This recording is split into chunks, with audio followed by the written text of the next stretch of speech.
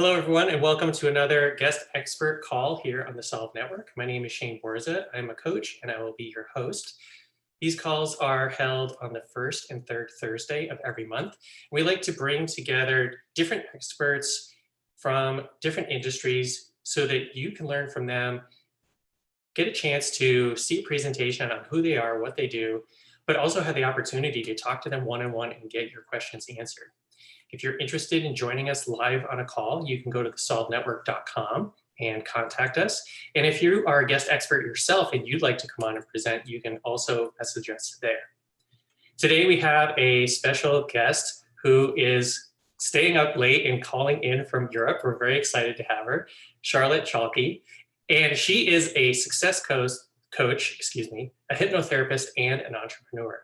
And today we're going to be talking about beliefs and how to figure your beliefs out. So I'm very excited to introduce Charlotte and have her start her presentation. Thank you so much for being here today. Hi, thank you. Thank you for having me. I'm super excited to be here as well.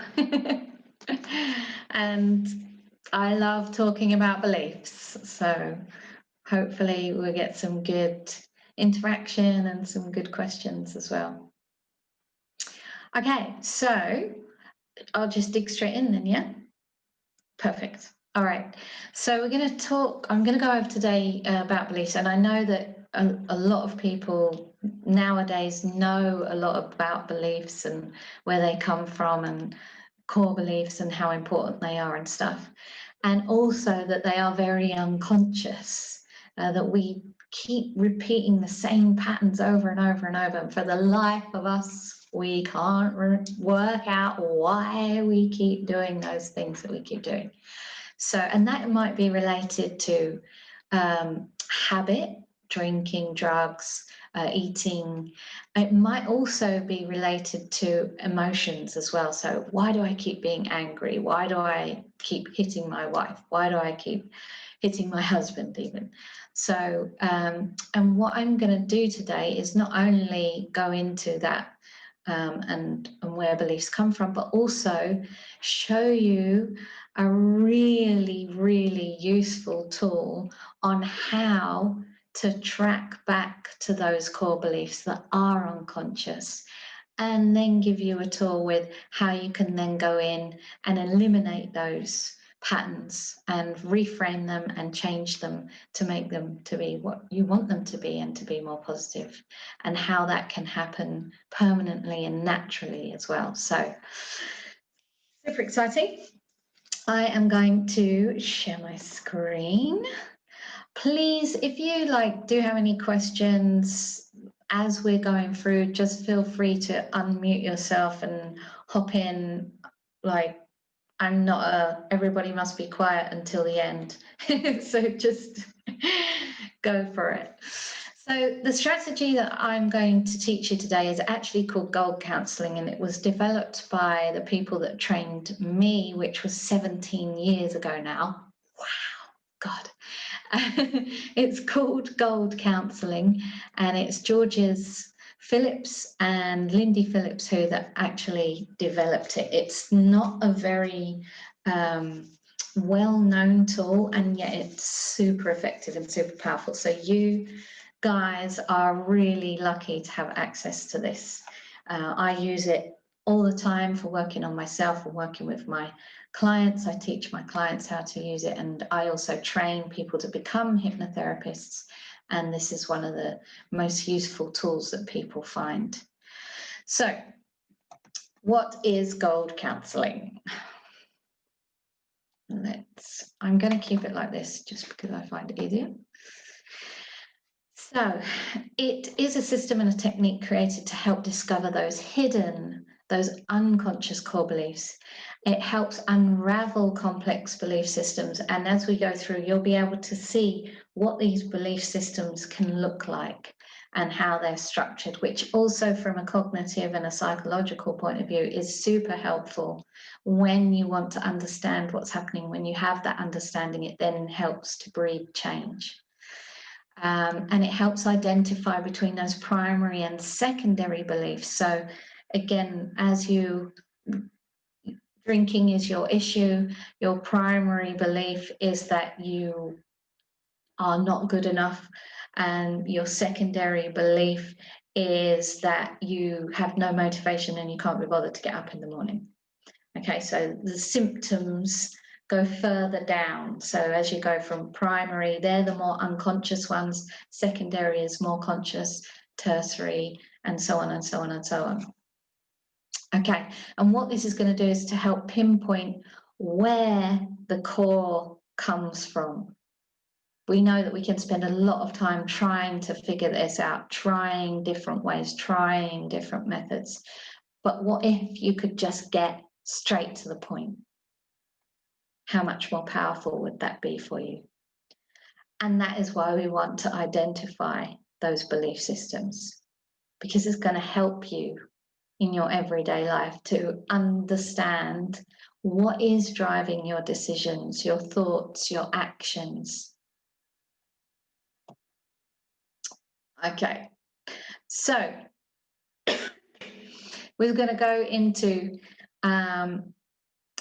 it's going to help you to know where to start with a belief. So like with drinking, like with smoking, whatever it is, like with anger, we want to know, where do we start with this? All the time, we tend to work with just the symptoms. We don't want to do that. We want to get to the cause. Okay, so it's going to help you identify the cause easily and quickly. And once you've identified what that is, then you need the technique to unblock that, to release that, and to put in what you do want. And you can also use it to strengthen positive beliefs. So if you wanted to work on your confidence, you could look at the aspect of, why am I not confident? And you can also look at, okay, why am I confident? And then strengthen that.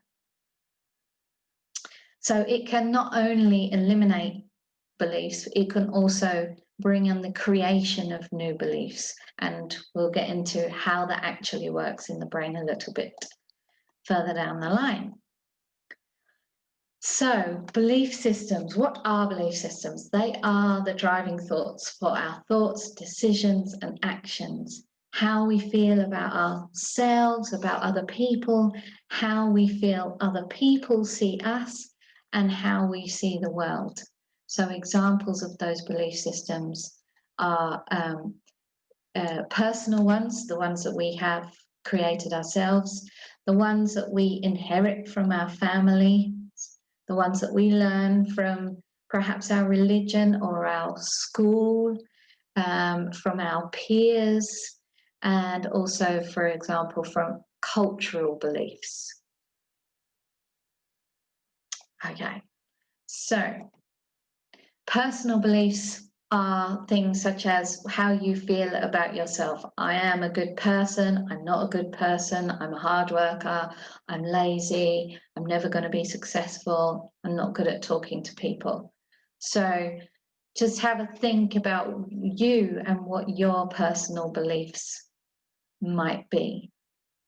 Does anybody want to volunteer any? Anybody got a good example?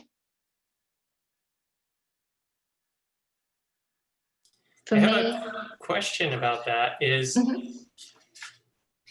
saying that you're, is it just as simple as saying like, oh, I'm good at this or I'm not good at that? Is that considered a belief? Yes.